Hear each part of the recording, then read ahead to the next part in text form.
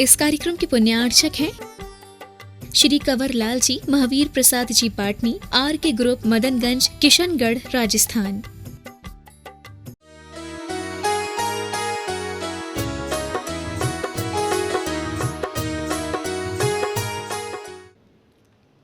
आप लोगों का हर्ष और उत्साह देखते ही बनता है।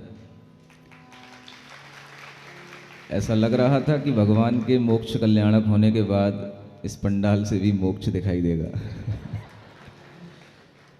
लेकिन आप लोगों की भक्ति तीर्थंकरों के प्रति जिस तरह से है और उससे जैसा आपका मनोभाव जुड़ा हुआ है, उससे लगता है कि भगवान पार्श्वनाथ को न केवल हमने पिछले 2 महीनों में सुना ही है, किंतु आज पूरा का पूरा एक साथ उनके जीवन चरित्र को अपनी आँखों के सामने लाने का, अपने दिमाग में लाने का, इस परीक्षा के माध्यम से आपका जो मनोभाव है वो दिख रहा है कि हम आज पार्श्वनाथ भगवान के 5 ही कल्याणक सभी रूप एक साथ देखना चाहते हैं।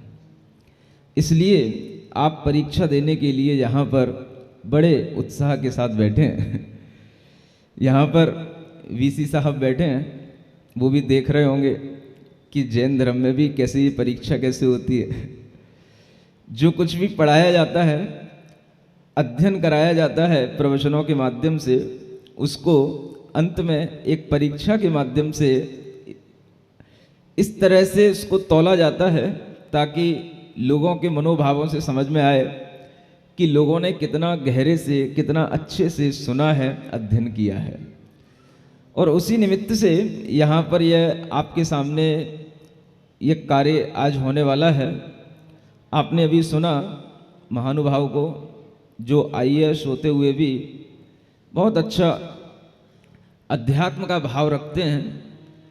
और आपने ये भी देखा कि जो IAS जैसी परीक्षाओं को उत्तीर्ण करने के बाद भी आज वो समाज सेवा में गर्व संस्कार जैसी पुस्तकों को लिखने के लिए अपना मन तैयार किए हैं। आपने पार्श्वनाथ भगवान की कथा में ये देखा ही होगा, सुना ही होगा कि जिस समय पर तीर्थंकर बालक का गर्भ होता है, आपको बताया गया कि गर्भ के 9 महीने तक अगर आप अपना सारा निवेश उस बालक के लिए करें, अपना समय सारा का सारा उस 9 महीने में दें, तो आगे के 90 वर्ष 80 वर्ष तक उस बालक को फिर कुछ देने की जरूरत नहीं पड़ेगी। ये बहुत अच्छी बात है। और अगर आप देखें कि गर्भ कल्याणक जो तीर्थंकरों का मनाया जाता है, उससे भी हम कुछ शिक्षा ले सकते हैं। शिक्षाओं का कोई अंत नहीं होता है। जब आपके सामने कहा जाता है गर्भ कल्याणक, तो आपका मतलब क्या होता है? गर्भ कल्याणक का मतलब है कि देवियां आएंगी, माता के गर्भ का शोधन करती हैं और माता को तरह तरह से प्रसन्न रखती हैं। आप इतना ही समझते हैं गर्भ कल्याणक। अथवा गर्भ कल्याणक होते समय पर उससे 6 महीने पहले से रत्नों की वर्षा होने लग जाती है। इसको भी हम गर्भ कल्याणक के साथ में जोड़ सकते हैं कि 6 महीने पहले से रत्नों की वर्षा होने का मतलब यह है कि घर में किसी भी प्रकार की कोई भी आकुलता ना हो, किसी भी प्रकार का कोई भी अभाव का भाव न प्रजा की तरफ से घर में आए, न माता पिता के अंदर आए।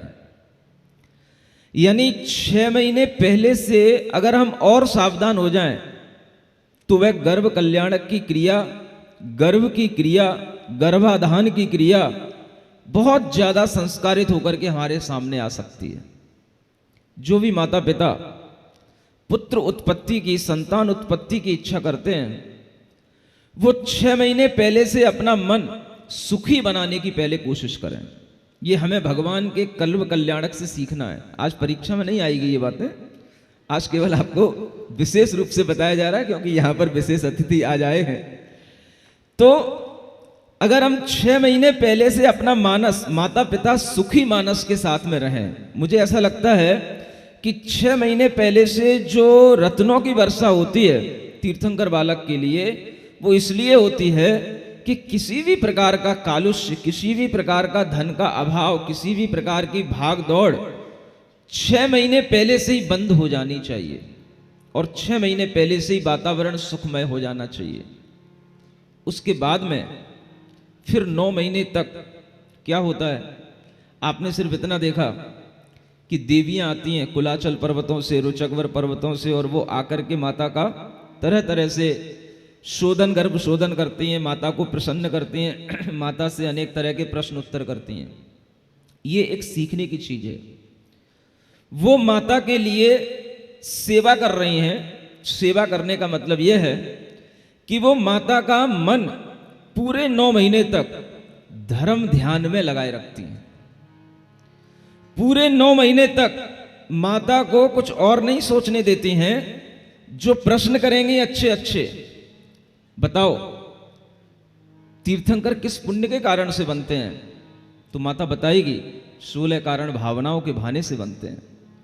बताओ व्यक्ति चक्रवर्ती क्यों बनता है, मनुष्य श्रेष्ठ बुद्धि वाला कैसे बनता है, संस्कारित कैसे बनता है। ऐसे प्रश्न कर करके माता का सारा समय, जो वह समय होता है 9 महीने का, वह सारा का सारा समय एक अच्छे सकारात्मक भावों से, धर्म ध्यान के भावों से, पूरे बिल्कुल पॉजिटिव थिंकिंग के साथ में उसको निकालने का वह एक विचार होता है, जो आपके सामने केवल प्रश्न उत्तर, हर्षित करना, माता के सामने तरह तरह के आयोजन करना इस रूप में दिखाई देता है। लेकिन अगर हम उसको आध्यात्मिक रूप में देखें तो हमें समझ में आएगा कि वह उस बालक के लिए धर्म ध्यान का संस्कार डालने के लिए 9 महीने तक इस तरह से देवियों के माध्यम से, माता के माध्यम से वो कार्य किया जाता है।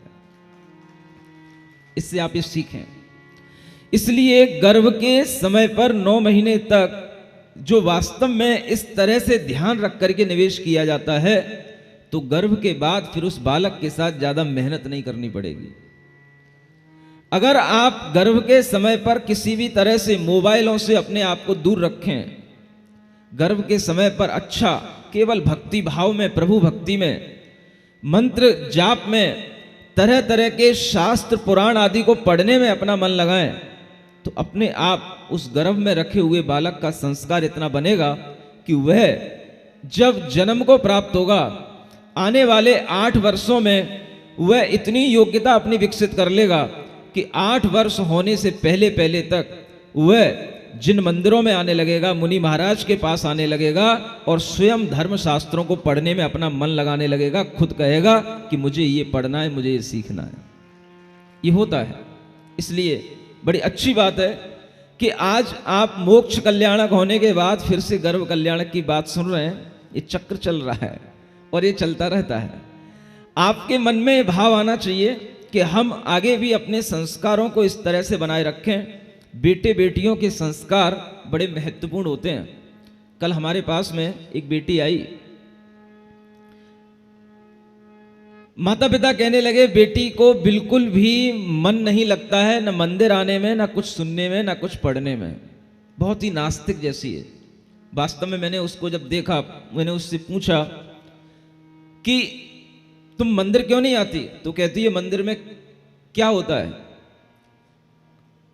हमने कहा मंदिर में भगवान का दर्शन होता है। तो भगवान का दर्शन, भगवान मुझे आकर के दर्शन दे, भगवान मुझे दिखाई देगा तो मैं मंदिर में जाऊंगी। मैंने कहा भगवान का दर्शन बाद में होगा, पहले मुझे अपनी आत्मा पर श्रद्धा करना पड़ता है कि वो भगवान हमारे लिए कुछ करे। तो आत्मा जैसी चीज हम नहीं मानते। क्या मानते हैं? जो है वो दिखता है वो उसको मानते हैं। समझ आ रहा है? जितने भी मैंने उससे प्रश्न किए वो सारे उत्तर उस नास्तिकता के साथ दे रही थी। न मैं भगवान को मानती, न मैं आत्मा को मानती। तो मैंने फिर उससे पूछा तो किसको मानती? बोले मुझे नहीं मालूम। तो मैंने कहा यहाँ क्यों बैठी है, मुझे मानती है? तो उसके मुख से निकला हाँ मैं आपको मानती हूँ। मैंने कहा ठीक है, अब ये पकड़ में आ गई। जब उसने कहा कि मैं आपको मानती हूं तो फिर मैंने उसको फिर पकड़ा। तो मैंने उससे कहा कि अगर तुम मुझे मानती है तो मेरी बात भी मानेगी? हाँ मानूंगी। तो एक काम करना है, तुझे पार्श्वनाथ भगवान की कथा सुनना है। मुझे तो विश्वास ही नहीं पार्श्वनाथ भगवान पर। सुन रहे हो? देखो आपके बच्चे, जैन बच्चे, इधर इन आईएएस को देखो कि जो जाति से जैन नहीं भी होते हुए, कल चर्चा चल रही थी, अपने आप 23वें तीर्थंकर पार्श्वनाथ भगवान के बारे में कहने लगे और आज 22वें तीर्थंकर नेमिनाथ भगवान का भी उन्होंने परिचय दिया। आप देखो, विश्वास की बातें देखो, संस्कार की बातें देखो कि बेटी कह रही है कि मैं नहीं मानती कोई पार्श्वनाथ भगवान है। चल कोई बात नहीं, नहीं मानती। मैंने उससे और भी प्रश्न किए कि तेरे पिताजी हैं, उनके भी पिताजी हैं, उनके भी पिताजी हैं तो हैं। उसका एक ही कहना है, हमें दिखता है मैं उसको मानती, मुझे वो दिखते नहीं। तो मैंने उससे कहा तेरे दादाजी हैं, आज वो नहीं है, तो क्या वो नहीं थे? किसी भी चीज को अगर हम आज नहीं देख पा रहे हैं तो भी उसका एग्जिस्टेंस कभी था, हमें उसके एग्जिस्टेंस को तो स्वीकार करना पड़ेगा। तब भी कहने लगे नहीं मानती। चल कोई बात नहीं। मैंने उससे कहा तू मेरी बात मानती है? मानेंगे। तो मैंने उससे कहा कि तुझे ये पार्श्वनाथ भगवान की कथा सुनना है, मोबाइल पे रखी हुई है, पड़ी हुई है, और तुझे ज्यादा टाइम नहीं देना, केवल 20 मिनट देना है। मुझे तो विश्वास ही नहीं होता कुछ भी। तुझे विश्वास हो या ना हो, तुझे 20 मिनट सुनना है। उसका मन बन गया, उसने कहा ठीक है सुन लूंगी।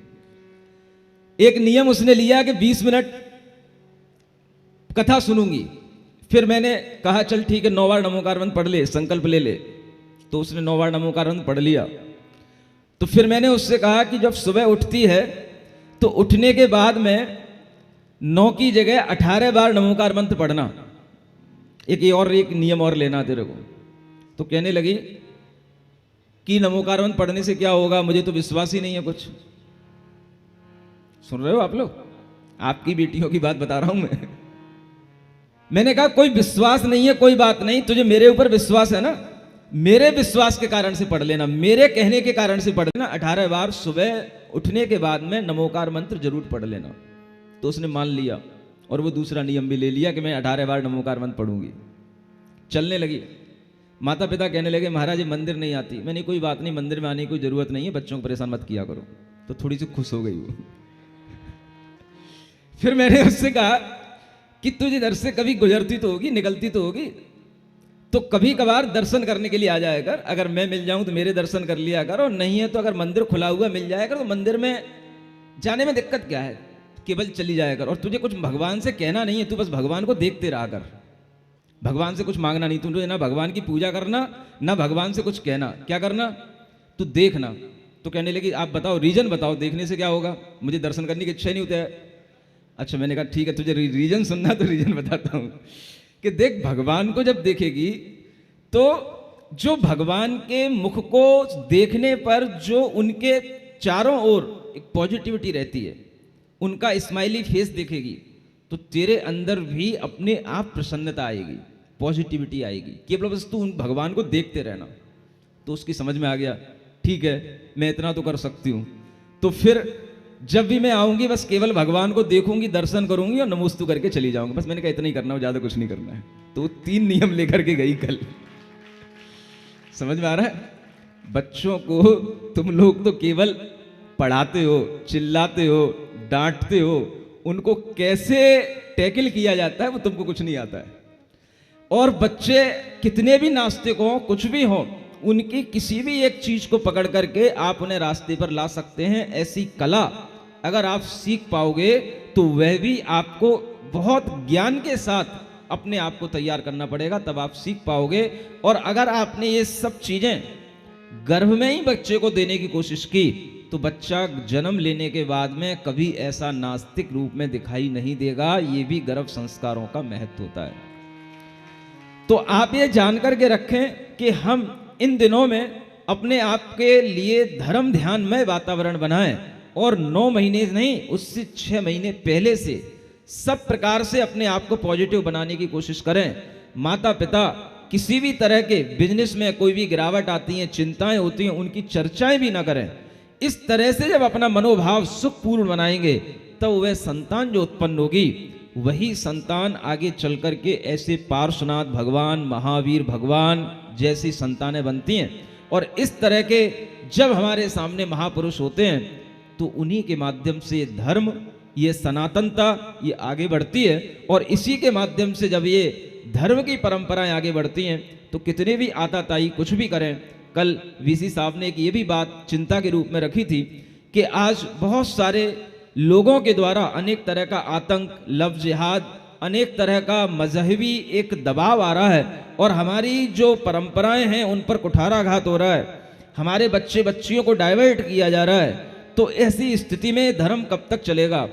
तो हमने उस समय पर आपसे कहा, आपको भी बता रहा हूं कि हम अगर अच्छे संस्कार बनाए रखेंगे, आप जैसे लोग, हम जैसे लोग अगर धर्म को इस तरीके से आगे बढ़ाने की कोशिश करते रहेंगे तो कितने भी आताताई कहीं पर भी हों, भगवान महावीर स्वामी का यह तीर्थकाल 21,000 वर्ष तक चलना है तो वो 21,000 वर्ष तक चलेगा।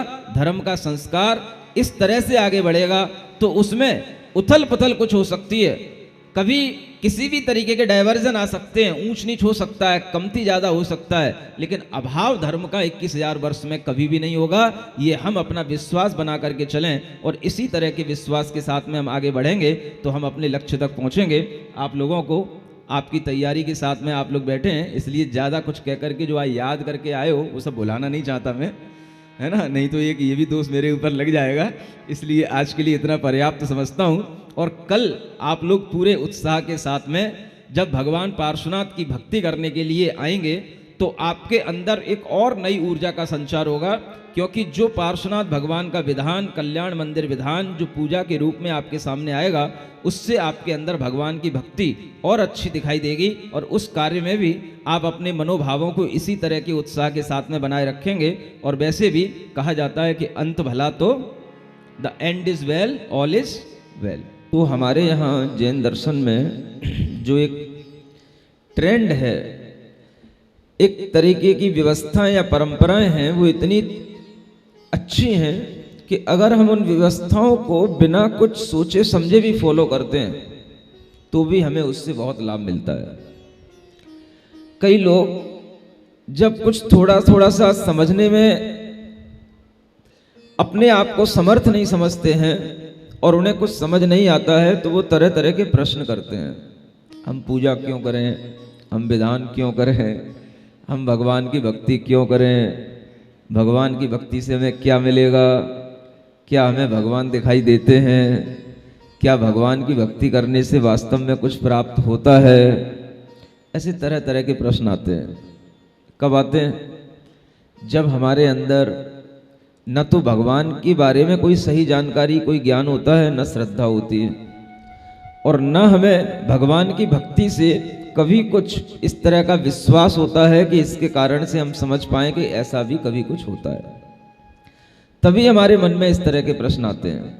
लेकिन जो लोग केवल अपनी श्रद्धा से, भक्ति से आगे बढ़ते हैं और जिनके मन में किसी भी तरह के कोई प्रश्न नहीं आते हैं और वो काम करते रहते हैं, तो उनके काम भी भगवान पारसनाथ के माध्यम से अपने आप बनते रहते हैं।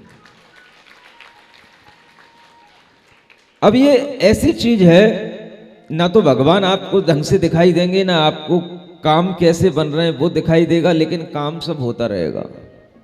ये विश्वास की चीज है। किसकी चीज है? विश्वास की चीज है। कोई भी संबंध होते हैं आपसी विश्वास से ही चलते हैं। किससे चलते हैं? अगर आप अपने घर में रहते हैं, पति पत्नी हैं, पुत्र हैं, घर में और भी माता पिता हैं, आपस में संबंध अगर अच्छे होंगे तो कब होंगे? जब एक विश्वास रहता है। क्या रहता है? आप देखें, अगर विश्वास रहता है आपस में तो एक दूसरे के प्रति आदर भी बना रहता है। क्या बना रहता है? समझ रहे हो ना? आदर किसे कहते हैं? रेस्पेक्ट को आदर कहते हैं। अगर हम एक दूसरे के प्रति विश्वास बना करके रखते हैं तो आदर भी बना रहता है, और जहां विश्वास और आदर ये दोनों चीजें बनी रहती हैं वो घर अपने आप बहुत अच्छे ढंग से चलता रहता है। कोई कुछ नहीं करना पड़ता।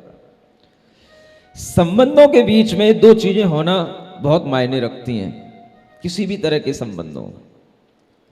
हम अगर भगवान की भक्ति कर रहे हैं तो हम क्या कर रहे हैं? भगवान से अपना एक संबंध बनाते हैं।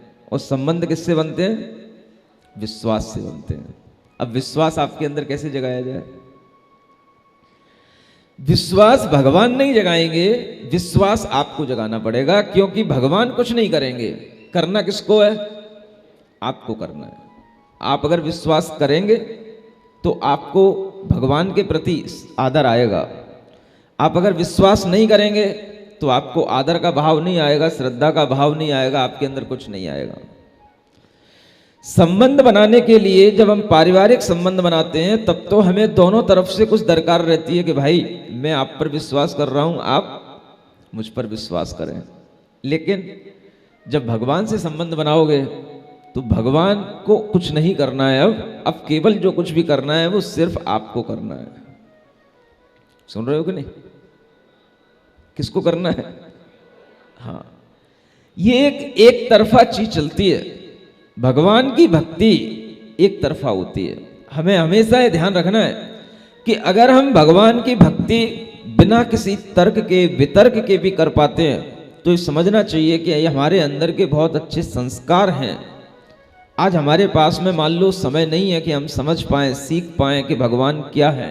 ऐसे भी लोग होंगे जिन्होंने पार्श्वनाथ भगवान की भी कथा नहीं सुनी हो, लेकिन हो सकता है कि वो आज भक्ति करने के लिए यहां भगवान के समोसरण में आए हैं, बैठे हों। ऐसे भी लोग होंगे, उनके लिए भी तालियां बजा सकते हो। संभव सब कुछ है। ज्ञान नहीं होने पर भी हम अपना विश्वास केवल इस बात से बना सकते हैं कि आपको ये पता होना चाहिए कि जैन दर्शन अपने आप में पूर्ण वैज्ञानिक धर्म है। हमें उसकी विज्ञानता को सिद्ध करने के लिए अगर समय नहीं मिल पा रहा है तो हम अगर श्रद्धा से स्वीकार कर लेते हैं कि नहीं, हमें जो कुछ भी विज्ञान के अनुसार, जैन विज्ञान के अनुसार यहां बताया जाता है, उस सबसे अच्छी चीजें हमें दिखाई देती हैं। हर चीज में अच्छा ही है। आप देखो, कभी भी आप नहीं देख पाते होगे कि किसी भी मंदिर में या किसी भी जगह पर भगवान का जब विधान होता है, पूजा होता है, तो लोग इस तरह से एक ड्रेस में, कभी धोती दुपट्टे पहन करके पुरुष लोग किसी और संप्रदाय में बैठे नहीं मिलेंगे, केवल आपको जैन संप्रदाय में बैठे मिलेंगे। समझ में आ रहा है ये क्या है? अब हम इसी का विज्ञान बताने लगे तो 1 घंटा हो जाएगा। अभी ये अपने आप में बहुत बड़ा विज्ञान है। जब तक आप पुरानी चीजें नहीं छोड़ेंगे, पुराने आवरण अपने ऊपर से नहीं हटाएंगे, तब तक आपके ऊपर नया रंग चढ़ने वाला नहीं है। और भगवान की भक्ति का नया रंग चढ़ाने के लिए आपके पुराने वस्त्र उतार दिए जाते हैं और नए वस्त्र आपको दिलाए जाते हैं ताकि आपके ऊपर नया रंग चढ़ सके। समझ में आ रहा है? ये विज्ञान है। अब हम इसको समझाएं, फिर आप कभी मन बनाएं और फिर आप भक्ति करने आए, बहुत लंबा टाइम निकल जाएगा। इसलिए कभी कभी हमें कुछ काम विश्वास के साथ भी कर लेने चाहिए। और अगर हम इस तरह का विश्वास अपने अंदर रख करके कुछ करते हैं तो अपने आप हमको वही लाभ मिलते हैं जो एक समझदार व्यक्ति को लाभ मिला करते हैं। मान लो आप आज कपड़े पहन करके आ गए, इस तरह के धोती दुपट्टे पहन करके आ गए, आप इस तरह से आकर के अपने सामने सामग्री रख करके बैठ गए, आपको कुछ नहीं भी मालूम है तो भी आपको लाभ वही मिलेगा जो एक समझदार व्यक्ति को लाभ मिल रहा है, क्योंकि आपने विश्वास के साथ उसको स्वीकार कर लिया। और एक बात और याद रखो कि ज्ञान से बढ़कर के विश्वास होता है। किससे बढ़कर के? ज्ञान से बढ़कर के। आपके आपसी व्यवहार में, आपसी संबंधों में एक दूसरे का आपके लिए ज्ञान तो सब है और सब एक दूसरे के प्रति ज्ञान रखते हैं, एक दूसरे की नॉलेज रखते हैं। कौन क्या कर रहा है, कौन कहाँ जा रहा है, किसका एटीट्यूड हमारी तरफ, हमारे प्रति कैसा है, ये सब नॉलेज रहती है। और अगर विश्वास न हो तो बताओ काम चलेगा? बोलो तो करो कभी। मुझे तो कम ही बोलना है आज, तुम ही बोलो, क्या काम चलेगा? नहीं चलेगा। केवल नॉलेज से काम नहीं चलता। अगर आप घर में रह रहे हो, 10 लोग घर में रहते हैं, 4 लोग घर में रहते हैं, एक दूसरे के प्रति अगर केवल इतना ही ज्ञान रखेंगे और विश्वास नहीं रखेंगे तो आपके संबंध अच्छे नहीं बनेंगे। इसलिए सबसे जरूरी चीज है, ज्ञान अगर कम भी हो तो कोई बात नहीं, लेकिन हमारे अंदर विश्वास अच्छा होना चाहिए। और अगर ऐसा ही विश्वास हम भगवान से बना लेंगे और भगवान के प्रति आदर रखेंगे तो ये भक्ति करने में आपको बहुत मजा आएगा, बहुत आनंद आएगा। सुन रहे हो? ये भक्ति की भूमिका है। तो किसके साथ करना है ये भक्ति? विश्वास और आदर के साथ। ज्ञान तो ठीक है, अपना काम करता रहेगा, जितनी बुद्धि है समझ में आएगा, नहीं भी आएगा तो भी हमें क्या कहना आना चाहिए। बुंदेलखंड में एक बात कही जाती है, आचार्य महाराज कई बार पूछते रहते हैं, बोले समझ में आ रहा है? तो यहां बोलते आप हाँ, वहां बोलते हैं हाओ। क्या बोलते हैं? हाओ। कुछ नहीं आ रहा है तो भी आप बस क्या बोलो? हाओ। समझ में आ रहा है? भक्ति में आनंद आ रहा है? भक्ति करना है, बस कीजिए। दूसरा काव्य पढ़ते हैं।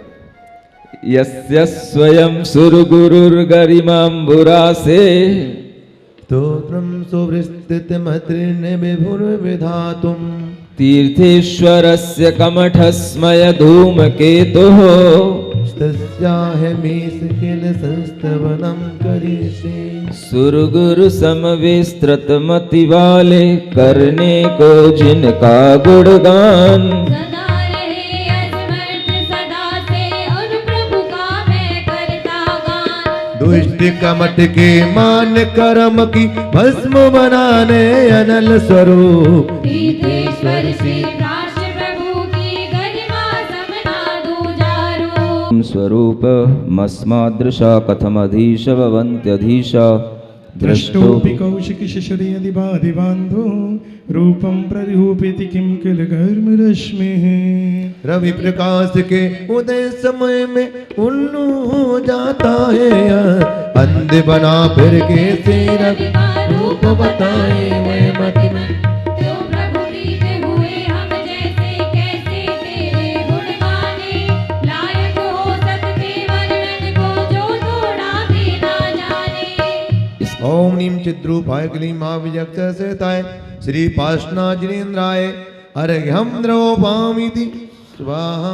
देखो इस काव्य में लिखा हुआ है, रवि प्रकाश के उदय समय में उल्लू हो जाता है, अंध बना फिर कैसे रवि का रूप बताए हुए मतिमंद। जब सूर्य का प्रकाश होता है तो उल्लू के पास में आंखें तो होती हैं, लेकिन उसकी आंखें उस प्रकाश को देखने में समर्थ नहीं होती हैं, इसलिए वह उस समय पर बिल्कुल अंधा जैसा हो जाता है। और अगर वो अंधा हो गया, उसको कुछ दिखाई नहीं दे रहा है, तो क्या फिर वह सूर्य के प्रकाश की किसी भी तरह से महिमा गा सकता है? नहीं गा सकता। अब यही स्थिति हम अपने साथ लगाएं कि भगवान का बहुत ज्ञान है, बहुत प्रकाश है, भगवान की महिमा बहुत है, और अगर हमें उस समय पर कुछ दिखाई न दे तो क्या हम यूं कहेंगे कि सूर्य होता ही नहीं? उल्लू की तरह हम यूं कहें कि हम बिल्कुल अपनी आंखें छिपा करके बैठ जाएं कि सूर्य होता ही नहीं? समझ में आ रहा है? ऐसे भी होता है। जब हमारी बुद्धि में ऐसा आने लग जाता है कि भगवान होते ही नहीं, तो हमें समझना चाहिए कि हमसे बड़ा उल्लू कोई दुनिया में दूसरा नहीं है। सुन रहे हो? बुरा नहीं मानना। अगर हमारे बुद्धि में इस तरह के विचार आते हैं कि भगवान नहीं होता, भगवान की कोई ऐसी अनंत ज्ञान, अनंत शक्ति आदि कोई महिमा नहीं होती, तो ये उसी तरह से है जैसे उल्लू अपनी आंखें बंद करके बैठा है कहीं दुपक करके और कह रहा है कि सूरज उरज जैसी कोई चीज नहीं होती, जबकि वो उसी कारण से अंधा बना हुआ है।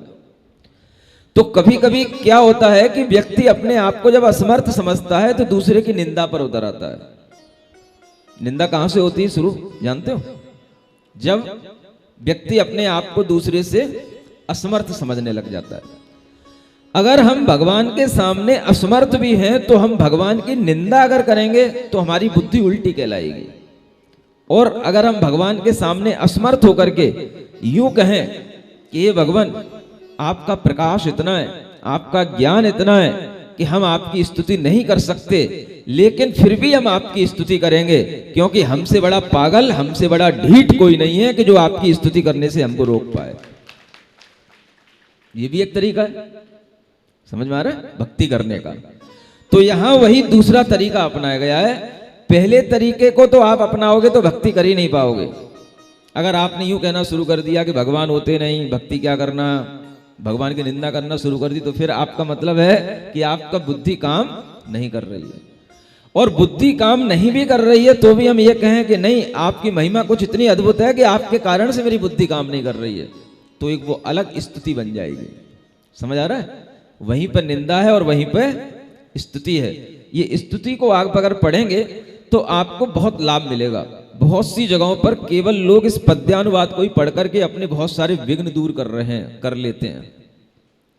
किसी भी तरह के भय, किसी भी तरह के बिगड़े हुए काम, केवल आप इस पद्यानुवाद को पढ़ करके भगवान पार्श्वनाथ की स्तुति करके ही आप अपने अंदर से बहुत प्रकार के विघ्नों का आवरण हटा सकते हैं और इस तरह के विघ्न दूर करके आप अपने अनेक तरह के लौकिक कार्य भी सफल कर सकते हैं। क्योंकि जब पुण्य का प्रभाव बढ़ता है तो वो हमें अलौकिक सुख भी देता है, लेकिन लौकिक सुख भी हमें प्रदान करता है। तो आप ये ध्यान रखें कि ये स्तुति बहुत अच्छी है, इसके शब्द देखें और इसको पढ़ने में कितना भी व्यक्ति नादान हो, अज्ञान हो, उसको भी ये स्तुति समझ में आएगी और उसको पढ़ने में आनंद आएगा। और इस तरह की स्तुति करके आप अपने मन के अंदर भगवान के प्रति विश्वास आगे भी बनाए रख सकते हैं। मोहक्षयाद अनुभवन्नपि नाथ मर्त्यो नूनम गुणान गणयतुम न तव क्षमेत। कल्पांत वांत पैसः प्रकटोऽपि अस्मान् मीयेत केन जलधिर्ननु रत्न राशि। न से हुआ हो मोह कर्म का प्रकट हुआ वो आत्म ज्ञान, फिर भी गुण रत्ना करके गुण गिनने में है किसकी शान। प्रलय पवन ने जिस समुद्र का जल फेंका हो दूर बहुत, उस समुद्र के रत्नों को भी क्या गिन सकता मानव मूर्ख। ओम नीम गहन गुणागिली मां विजक्षय सहताय श्री पार्श्वनाथ अर्घ्यम द्रवपामीति स्वाहा। अगर आपको भगवान की स्तुति निरंतर बनाए रखना है तो इसका एक अच्छा तरीका मैं आपको बता रहा हूँ, है ना। मंडल के लोग अर्घ चढ़ा लिए हो तो बैठ जाओ। एक अच्छा तरीका आपको बता रहा हूँ, वहीं बैठ जाओ अगर फिर से चढ़ाना हो तो। एक अच्छा तरीका यह है कि अगर आप भगवान की स्तुति बराबर करते रहने की इच्छा करते हैं तो एक सबसे अच्छा तरीका ये होता है कि हम इस तरह के भक्ति के व्रत भी ले सकते हैं। क्या ले सकते हैं? व्रत जानते हो? अब मुनि महाराज यहां से चले जाएंगे, भगवान का भी आज समोसरण यहां से चला जाएगा, ठीक है ना। आप अब जब कभी कहीं पर आकर के दर्शन देंगे 20-22 दिन तक एक बहुत बड़ा आपके लिए क्या हो जाएगा, व्यवधान हो जाएगा, है? उसके बावजूद भी आगे भी कभी कुछ होगा, फिर संयोग बनेगा, मिलेगा, लेकिन वो भी कुछ समय का ही मिलेगा। आप अपने अंदर अगर भक्ति का भाव रखें तो एक काम किया जा सकता है। आप कहो तो मैं बताऊं, तैयार हो गए? देखो हाउ मल्ला सीख गए। अपने मन में एक भाव रखो, जब भी अपनी इच्छा हो, हफ्ते में 1 दिन, 10 दिन बाद, 12 दिन बाद, 15 दिन बाद, कोई टाइम की बाउंडिंग नहीं है, कोई डेट की बाउंडिंग नहीं है। समझ में आ रहा है? एक काम कर सकते हो आप, हम एक दिन ऐसा निकालें जब हम पार्श्वनाथ भगवान की ये पूरी पूजा पढ़ने के बाद में, अगर हमें संस्कृत पढ़ना नहीं आती है तो केवल हिंदी के ये पद्य पढ़ करके अर्घ चढ़ा करके हम भगवान पार्श्वनाथ की पूजा करेंगे, पूरा विधान करेंगे। समझ आ रहा है ना? ये तो बहुत सरल है, इसलिए आपने बहुत जल्दी ताली बजा दी। और जिस दिन हम पूजा करें, विधान करें, उसी दिन हम अपनी शक्ति के अनुसार कुछ थोड़ा सा तप भी करें। क्या करें? तप करें। वो इसलिए किया जाता है कि भगवान की भक्ति में अगर हम कुछ थोड़ा सा समर्पित करेंगे, कुछ अपने अंदर से कुछ सेक्रीफाइस करेंगे, तो उसका फल हमें बहुत ज्यादा मिलता है। आपकी शक्ति के अनुसार, अगर आपका स्वास्थ्य अच्छा है, आपके अंदर शक्ति बनती है, तो आप, मौसम भी अच्छा हो तो आप उपवास भी कर सकते हैं। क्या कर सकते हैं? अभी तो आपने 10 दिनों में बहुत उपवास किए, एकासन किए। अपने अंदर ऐसी अगर शक्ति आप बढ़ाएंगे तो आपका यह व्रत उत्कृष्ट व्रत कहलाएगा। ये पहली क्वालिटी का व्रत कहलाएगा कि हम 44 उपवास कभी भी अपनी सुविधा अनुसार साल भर में, 1.5 साल में कर लेंगे, और 44 इस तरीके के हम व्रत कर लेंगे। उपवास के साथ जो करेंगे वो उत्कृष्ट व्रती कहलाएंगे। करने की इच्छा बनेगी किसी की? उपवास के साथ, सुन रहे हो? पहले घर वाले, कई बार तो ऐसा हो जाता है, लोग यहाँ तो व्रत ले लेते हैं, फिर घर पे जाके पूछते हैं, फिर क्योंकि मम्मी को लेके आ जाते हैं कि पत्नी को लेके आ जाते हैं, ये मान नहीं रही है और तो अब हो नहीं पाएगा, फिर महाराज अब थोड़ा सा एक आसन का नियम दे दो, फिर ऐसा करते हैं। तो पहले पक्की बात बोलो। समझ आ रहा है ना? कितने बच्चे, कितने बूढ़े, कितने बड़े वो अपने स्थान पर खड़े हो जाएं जो इस तरह का व्रत लेना चाहते हैं, और जिन्होंने अभी कोई व्रत न लिए हो वो इस तरीके से अपनी शुरुआत कर सकते हैं।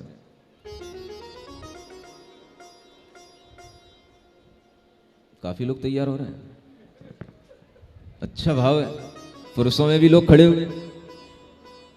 चलिए, सबका अगर मन पक्का हो तो 9 बार नमोकार मंत्र पढ़ लीजिए, यहीं से आपको आशीर्वाद दिया जाता है, जो बताया गया वैसा कर लेना, है ना। ये उत्कृष्ट विधि है। अभी दूसरा भी माल दिखा रहा हूं आपको, वो इसलिए कहीं एक साथ दिखा दूंगा तो फिर आप सस्ता वाला माल खरीदोगे। संकल्प हो गया आप सभी का आज से। ठीक है, आप लोग बैठ जाइए।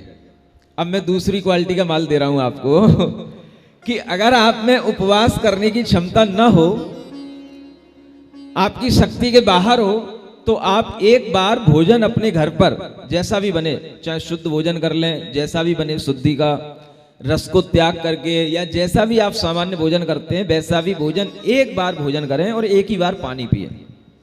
और उस दिन ये व्रत करें, कल्याण मंदिर स्तोत्र, यही पद्यानुवाद आपको पढ़ना है, यही व्रत आपको करना है, यही माला जो इसमें लिखी हुई है इसकी एक जाप और करना है आपको। जैसे ही मान लो ये तीसरे नंबर का काव्य है, तो ओम ह्रीम चिद रूपाय क्लीम महाबीजाक्षर सहिताय श्री पार्श्वनाथ जनेन्द्राय नमः। अर्घम की जगह क्या बोलना है? नमः। इसकी एक माला और आपको करनी होगी, दिन भर में कभी भी आप कर सकते हैं, ठीक है ना। अब तो सबके पास में घरों में किताबें पहुंच गई हैं, तो घर बैठे भी आप माला फेर सकते हो। तो दूसरे नंबर की जो व्रत की क्वालिटी है, उसमें कौन लोग तैयार होंगे जो एकासन के साथ में भी 44 व्रतों का निर्वाह कर सकें? वो लोग भी खड़े हो जाएं। दूसरे नंबर के व्रतों को करने के लिए एकासन के साथ तो आराम से कर सकते हो आप, है ना। और इससे एक बहुत अच्छा आपके अंदर पूजा का भाव बनेगा, भक्ति का भाव बनेगा। भगवान पार्श्वनाथ से आप लंबे समय तक जुड़े रहेंगे।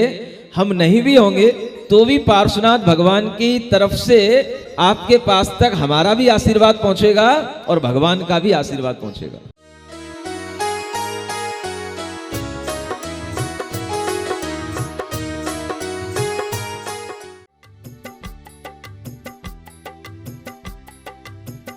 इस कार्यक्रम के पुण्यार्चक थे श्री कंवर लाल जी, महावीर प्रसाद जी पाटनी, आर के ग्रुप, मदनगंज, किशनगढ़, राजस्थान।